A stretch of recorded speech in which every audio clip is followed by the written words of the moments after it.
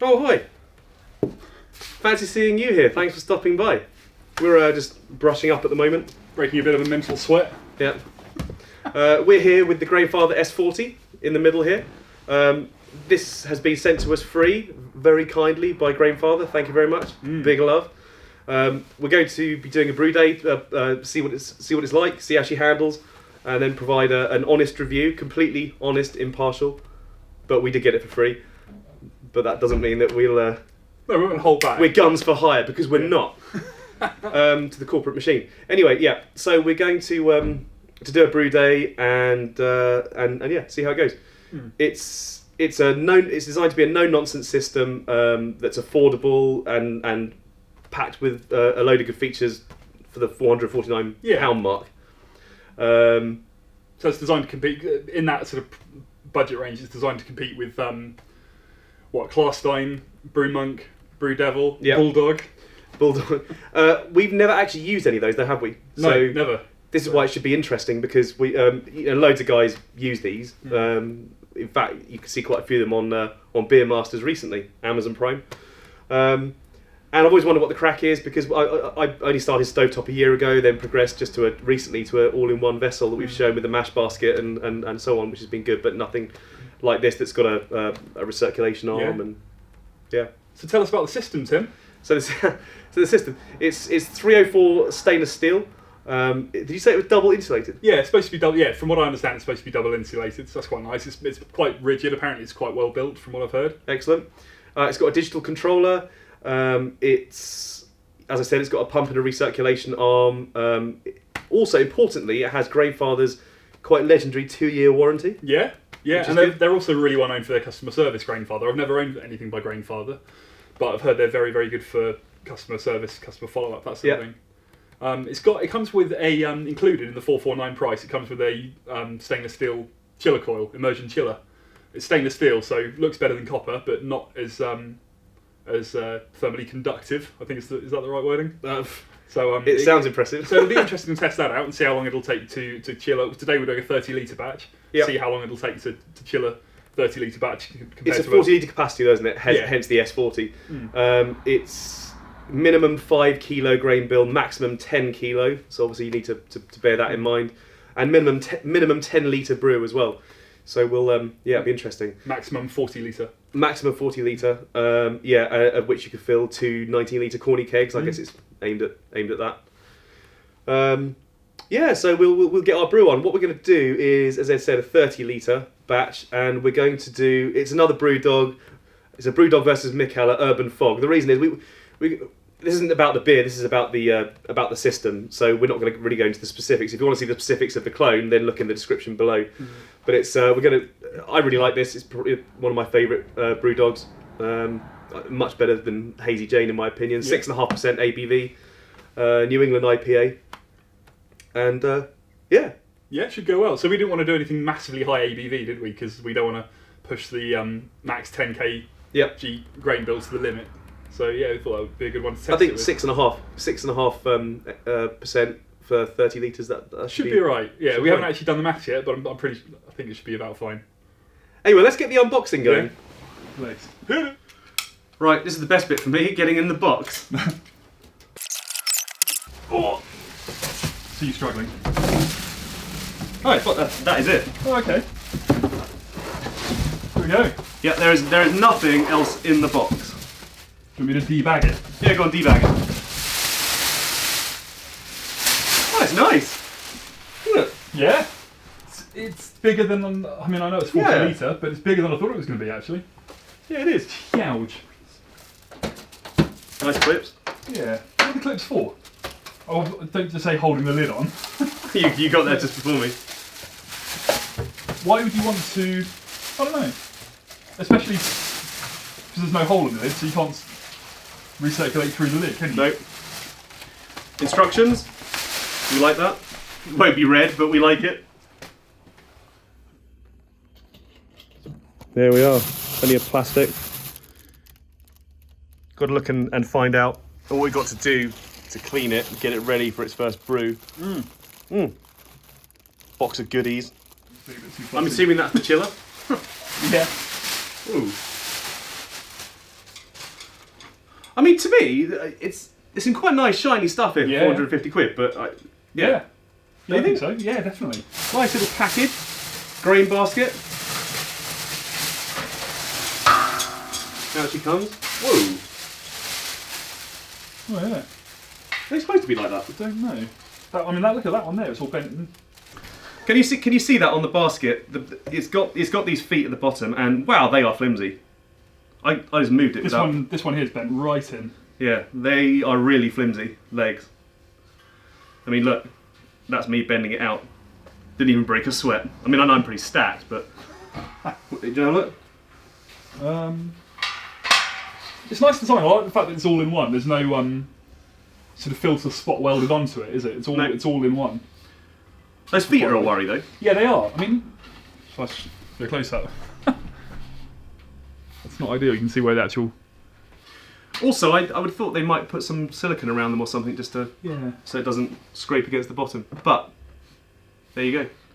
You know, I still think first thoughts are some quite nice shiny kit for 450 quid. Yeah. Do you want to just slot it in and see how it goes on the top? Yeah. So we never ask.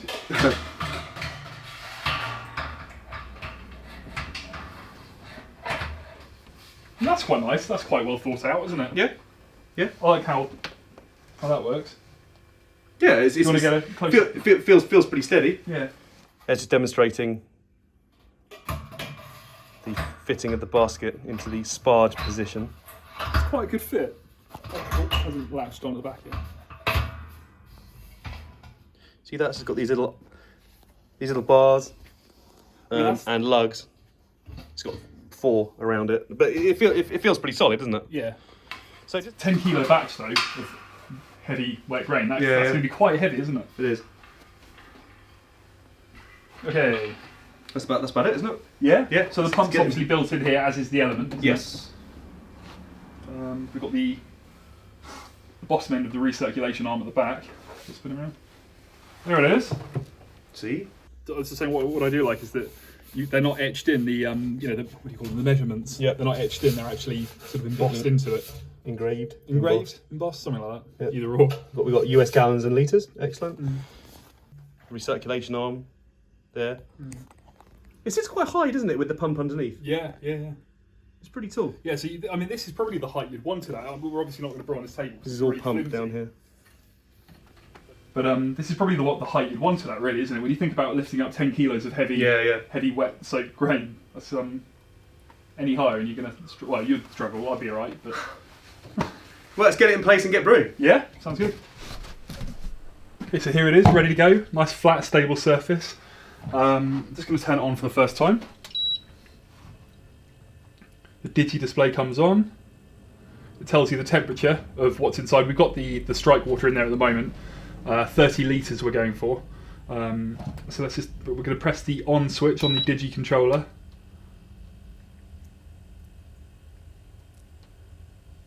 There we go, so it's telling us the temperature. I don't know if you can see this on the screen. I'll give you a close-up look in a minute. Then it's got the time. So let's hold down time. And then, hold down set. You hold down set and then the strike water, or the sort of desired temperature starts flashing. So you can get that up to wherever you want it. We're going to get it up to, we're going to have strike water temperature of 73 degrees. So get that up to 73. Then I'm going to press set. Let's just see. Yeah, it doesn't. One thing I've noticed, it doesn't give you long before it locks that in. So there we go, set to 73 degrees. What I do quite like about it is the fact that you can switch between the 1 kilowatt element and the 2.3 kilowatt element. It's quite handy. It'll be particularly handy during the boil. Probably, we'll test it out later, but might want to switch down to 1 kilowatt element just for a nice steady rolling boil. So here's a close-up of the digi display. You can see on the left-hand side, hopefully you can see it on the screen, it's currently displaying 71 degrees inside the tank. We want to get it up to the strike temperature of 73 degrees. Because I've been tinkering around with the controls a little bit, I keep changing the strike just because I'm getting to know the system. I've noticed the element isn't kicking back on, so it's staying at 71 degrees because the element isn't currently on.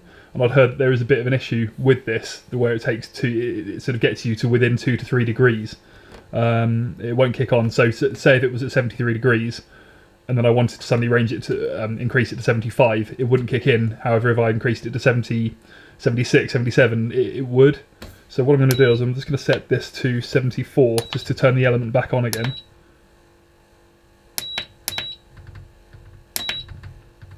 There we go, and as you can see the heating element's now kicked in.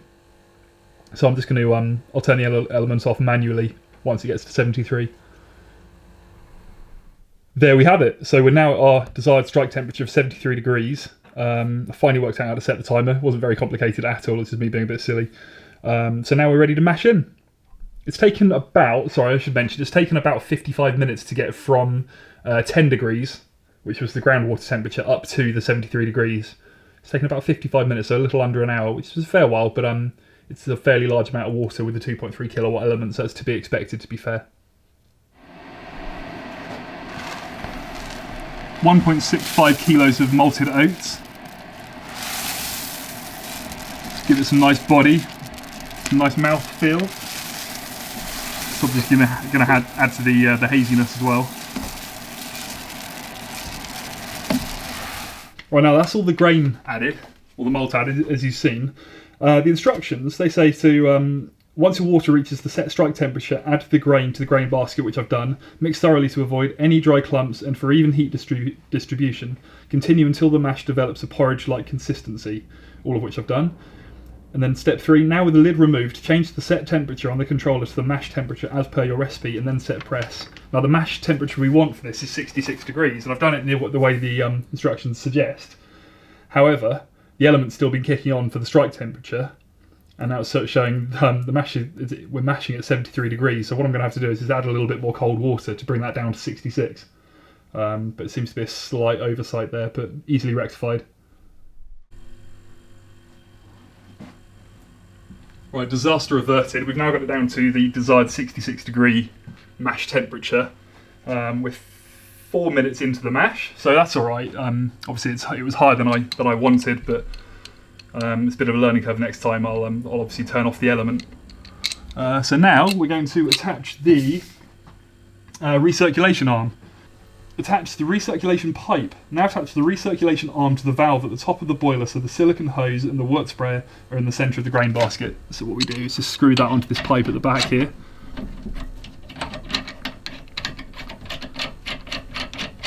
Screw it down nice and tight.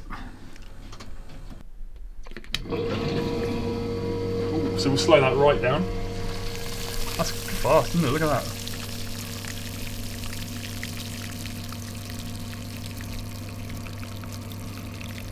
There we go, so we're recirculating. It's quite handy having this little tap at the back, so you can obviously speed it right up and then slow it right down. That wasn't even on full whack there, and with this particular design, I don't really know what the kind of rate you should have. I don't want anything too dramatic going on in there. One thing about this, which is quite strange, the actual lid, like the previous Grainfather, the G30, that had a hole in the lid, which you could obviously leave the lid on while you're recirculating the wort. However, with this one you can't, there's no hole in the lid, so you have to keep the lid off throughout, which seems a bit strange because obviously you're going to lose a lot of heat through the top. Okay, so we're 20 minutes in, 40 minutes left to go of the mash, as you can see. It's currently showing 63 degrees, which seems a little bit low to me. Obviously, the desired mash temperature is 66 degrees, so it's 3 degrees off. Like I think I mentioned earlier on, that will only kick in, I was told it would only kick in once it's beyond 3 degrees, beyond the range of 3 degrees centigrade. It's at 63 degrees now, and it's still not kicked in. Once again, there's a lot of debate as to whether that really makes any difference, because you're not going to get a uniform temperature reading. It's going to be different wherever you sort of insert your thermometer throughout the mash. But still, it's quite nice to have that element of control, and 3 degrees seems like quite a wide range. So Ed, how's it going? Hold on. Let me just try, because I want to get the mash temperature. Ed's mid-frustration. Are you frustrated? No, I'm cool. I'm chilled. You're battling the screen though, aren't you, the controller? A little bit, yeah. It keeps locking so that I can't actually change anything. I hold down set and nothing happens. I press plus, minus, nothing happens. Set, hold it down, nothing happens. All I can seem to do to get out of this particular bit is turn it off and then turn it on again. But whenever you do that, it goes back to the original factory settings, including the clock and the mash temperature. So I have to reset that all over again. So that's quite tedious. So it's off now. Turn it back on. Yeah, 68 degrees now it's showing, and 3:30 on the time. Just to say we're trying to mash at 66. Yeah. It's one of those things. I guess you just have to get used to the way it works, and work out your own way around it, which is not ideal. The actual system I think is great, but this isn't very good. I don't think the actual design, the way everything else works, for this sort of entry level, I think it's really good. But the Digi controller isn't up to standard. Okay. So Ed's gone to cool off after battling the Digi controller. So we're mashing out now for 10 minutes, raising it up to 75 degrees for 10 minutes. So that's the end of the mash out, and it's sparging time. I took off the recirc arm, which was very easy. This is the bit I've been dreading because that basket looks heavy. So yeah, we'll see what happens. I might need an assistant. God, holy cow, that's heavy. I can't see inside the volume markings, obviously, while the basket's out like that. So I'm going to have to keep lifting it up to see when we get to our pre-boil volume, which is 38 litres. One thing that's immediately obvious, I'm 6'4", and that is about my height, maybe a little bit less. The bench we're on is 90 centimetres. Yeah, 90 centimetres. The total height up to there is 190 centimetres. So that is quite high. Some of you might need a step. You get the step? I must get the step. The smell is good. Yeah, it does smell good. Oaty. It's one of my favourite smells.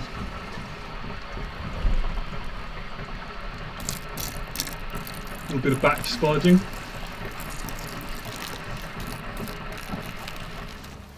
Darkness has descended and it's boil time. So where are we? 99 degrees on our way to 105. 105 it says in the instructions. But it's a nice rolling boil now. We're using our own hop spider, which we've got in there at the moment. A hop basket. And our first hops have just gone in. So far so good. So the immersion chiller here comes with 2 lengths of vinyl tubing. Each one is 2 meters long. And then you get this little attachment here that you can use to attach it to the outside tap. I think they're 3/4 inch. Might have to check that. Which obviously would then go inside the PVC tube, and then you tighten it up with the Jubilee clip. The problem is 2 meters isn't long enough for us, and I know that a few other people have mentioned this problem in other videos that I've seen.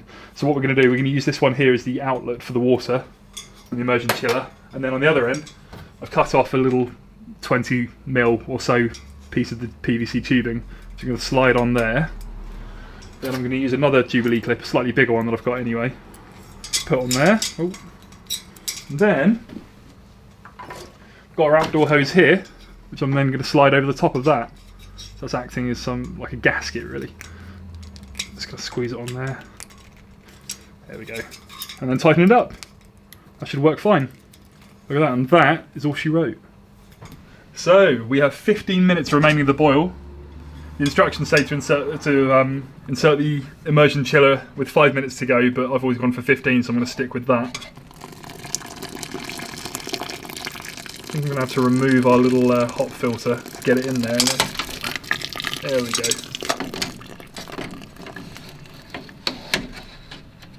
So just leave that over the side like that. And then, as it's 15 minutes to go, I'm just going to lob in 2 Prosafloc tablets as well.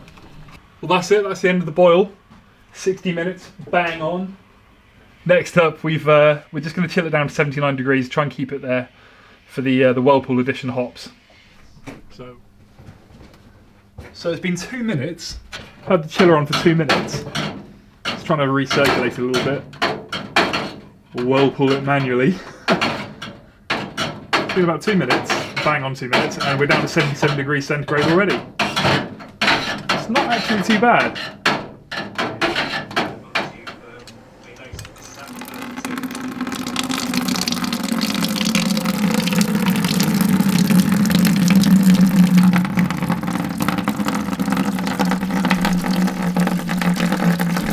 It's aerating nicely, baby.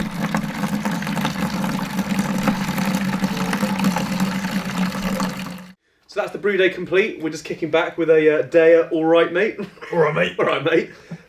So we're just going to just recap over what our experiences are with this, and the way we're going to do it is we're going to talk about who it's aimed at first of all, just so we can keep that in mind because that is important. And then we're going to go through the cons, the pros, and then we're going to go through just a list of just things to be aware of and any advice that we have for new users that have just bought this system. So who it's aimed at is quite clearly aimed at beginners. I think so. I mean, I don't think they're...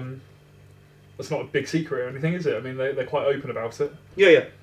So if you've never brewed before and you want to have beers ready in 3-4 weeks' time, from a complete standing start, this would be a good option. Yeah. If you've done extract for a few years, never done grain, this is good because it's got that fairly advanced features like the recirc. I mean, that a lot of people won't do as their first all grain. Yeah. If they've just done stovetop, this does it. So yeah, that's pretty good. If you're like with your setup, with your BrewTech setup, it's not going to compete with that, and it wouldn't be of interest to someone that has done it as you have. No.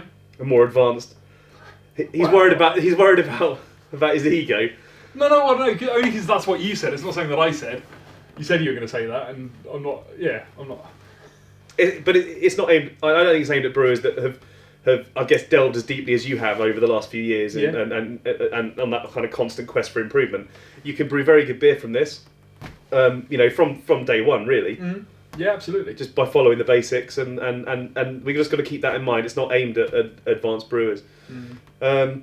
So leading on from that, we'll do the cons first. One of your main cons was the control unit. Yeah, but that might just be... I've never used this particular control unit, which I think is the same from the class You went pretty Red Ross, didn't you? It's, but it seems to be the same control unit they use on a lot of the class time models. It looks that way, yeah. Yeah, and I couldn't get my head around it and was losing my rag, should we say, with it. Interestingly, Ben had a go. Yeah. And he said it wasn't intuitive, but he said once you get around its quirks and the way it works, he said it is usable. I just wasn't patient enough then. He wasn't patient enough, and he said, he thought it was okay. Yeah.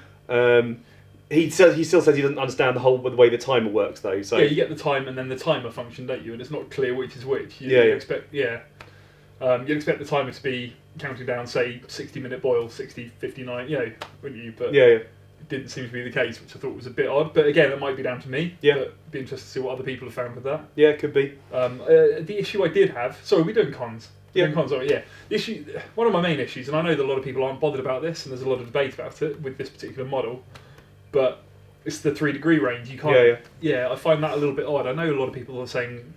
See, I don't think if you're a beginner, they'll be bothered by that. No, no. Just wait. You won't sit down 3 weeks later and say, "Oh, this has been mashed at 2 degrees below or 2 degrees over." They just won't. No, and I know that you're not going to get a uniform temperature reading. You're going to get a completely different reading depending where in the mash you insert your probe. Yeah. And I do get that, but I do think it's slightly odd that if, say, you just want to, turn the heating elements on again, you can't just boost it. It's not, It just seems a little bit odd that you don't have that exact kind of control. Yeah. No, I get that. Mm. So the basket feet and the lid, those are my biggest gripes. Mm. I just don't understand why those basket feet are so flimsy. Mm. You're going to be bending them back and forth quite a lot, and as long as they don't snap, it's... That's it. There's only so many times you can bend them back into place before they are just going to snap off, and then you've got to... What do? You either get a hole in your basket, or you find a mate who can weld. And 2-year warranty though, which is coming up, of course. Would that cover it? Yeah, I guess it would. I hope so. Yeah. Let's hope it does. The lid, not having that hole in the lid for the recirc pipe. I mean, that just seems a bit silly to me. A bit of a basic. Obviously, something that you can retro add yourself. Retrofit, retro add, whatever. Yeah. And what was the other one? The more pipe for the chiller. Yeah. 2 meters. Yeah, 2 meters. So you get 2 lengths of vinyl tubing, both 2 meters. One for the, one for your water source, and one to sort of go out to the window or into an empty bucket, whatever you want to do with it if you collect your water after. Yeah. And it just, for me, 2 meters isn't long enough to be able to connect it up to a tap. It certainly wasn't for us. We had to go and get the hose pipe from home. Yeah. That's fair enough. And I just think if that was maybe 4 meters, vinyl tubing is pretty cheap. Mm. I just think for the sake of another quid or two. Again, it's a retro fit, isn't it? But it'd be nice if it came out of the box. Yeah, if you're going to include the stainless immersion chiller, then I don't see why you couldn't just add an Yeah. extra couple of meters of vinyl tubing to make it a little bit easier. It wasn't the most rapid way to chill the work, was it? But that at this level, it's kind of to be expected. Yeah. And I mean, my comparison at the moment, I've used copper immersion chillers before, which are slightly more thermally conductive, aren't they? But my most recent comparison that I use now is the Blickman Therminator, isn't it? And that's not a fair comparison, because that's like a, what was it, 200 quid? Yeah, Therminator. So it's not really fair that I'm comparing it to that, and I'm not going to. It was adequate. It worked. It did the job. So going on to the pros then, the build quality, the overall build quality, apart from the basket fee and the warranty, is a big pro. Yeah, really good. And a major reason why you should consider buying this product. You like the dual wall, didn't you? Yeah, that was nice. Held its temp nicely. Yeah. I think the price, I think 450 is pretty good, to be honest. It's reasonable considering you can just pick it up and then you can brew pretty much a 40 litre batch straight away. I think that's a great. It wasn't coated with machine oil. That was quite nice. That was well remembered. That is a pro. Yeah, we didn't have to. What do you call? What's the try? Is it trisodium phosphate? I think it is trisodium phosphate. You don't have to mess around cleaning for hours like you do with the BrewTech stuff that comes through. Yeah. Which is a massive pain. So you don't have to do that with this. You're pretty much good to go. You like the basket, didn't you? The fact that you lift, rotate. Yeah, that was great. A great little design. Just nice and solid. It is hard to lift the basket when you've got like 10 kilos of grain in there when it's wet. Yeah. I mean, I was over the other end and you were like, Ed, I can't lift it. And I just came over and said, what are you so worried about? Just lifted it straight out. Yeah, or something like that. Well done, Ed, you are the best.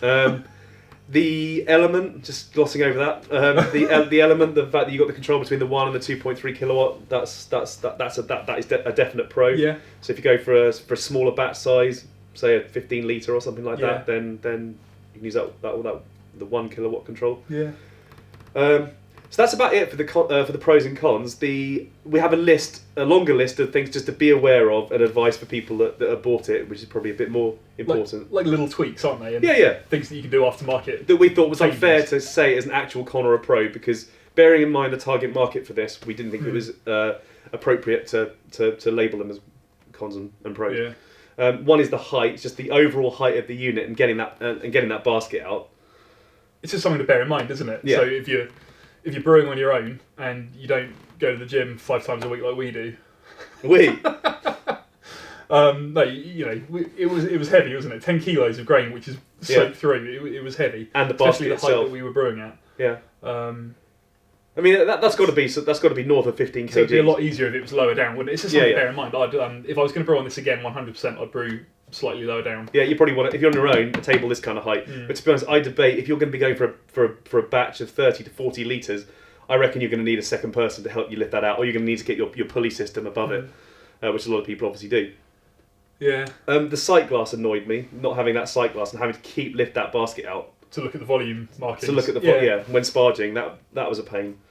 I guess you could retrofit a sight glass. Yeah, that's one of the sort of. Is it 3 tweaks I said I'd make to it? I'd definitely I personally would put a sight glass on it. I think that would be really handy when you're sparging to get your pre-boil volume exactly where you want it.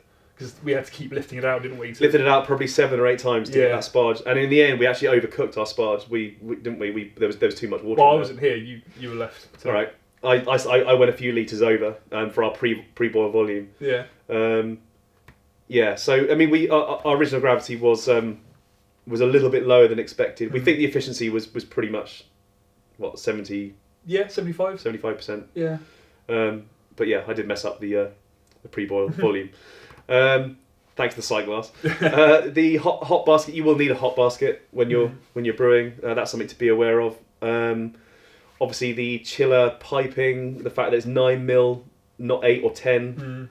You have to think of a workaround, which you showed on camera. Just going back to the hot basket, obviously you don't have to have a hot basket. You could come up with a way of whirlpooling, couldn't you? Which would be quite easy to do. Again, another retrofit possibly. Oh, you said about the Whirlpool arm, didn't you? Yeah. I mean, that's something that the what do you call it? The little pipe at the back for the sparging and the recirc pipe. Thank you. You could easily attach a little Whirlpool arm on that, couldn't you? Quite easily. And that would look quite smart. I mean, that might be something that Grainfather, even looking at, or might be bringing out around the 1999 price point. Yeah, maybe. The size for the beginner is obviously a 40 litre system. That's for the beginner that it's aimed at. That's obviously quite a high volume. But, and we were discussing this just now, weren't we? That doesn't necessarily mean that because it's 40 litre max volume, and I know a few people have said, well, it's aimed at fairly relatively new brewers, maybe people looking to make the switch from extract to all grain. Mm-hmm. So isn't 40 litre isn't 40 litre a bit high? Yeah. But you could do a strong, high ABV 20 litre batch, couldn't you? Yeah. So I think it's nice that it gives you that variety. Yeah. Like you said, it competes with that Klarstein, the mash kettle, which is 35 litre, but that doesn't have the recirc capability, and but it is £230, so it's obviously going to be competing in that space. And that's 35 litre. So, and then the Whirlpool attachment. That's about it, isn't it? I think so. Yeah. Can't think of anything else. On the whole, thought it was really decent. Yeah, to be honest, I did. I just think you spend half an hour making these little tweaks to it, I think it would be really good. Yeah. The only thing that I feel that I couldn't change is the digi controller, which I think could be better. But maybe that was just me. But I think you just got to get used to its quirks, and once you get used to those, then you're fine. So I reckon perhaps not your first brew, as we discovered, but your second brew will be absolutely fine. So I think to summarise, I think if you're new to all grain, or you're a completely new brewer, then I think this is a great product that deserves your attention. And I think with one or two tweaks, some you can retrofit. I think it could be great. Yeah. You're going to brew on this soon, aren't you? I am going to brew on this soon. We're having a brew battle soon. We're both going to try and come up with a clone of a beer that we like. And I'm going to brew on this system. Ed's going to brew on his, and we'll see who takes home the bacon. Stay tuned. Stay tuned. So there we have it. So thanks for watching, and we'll see you again soon.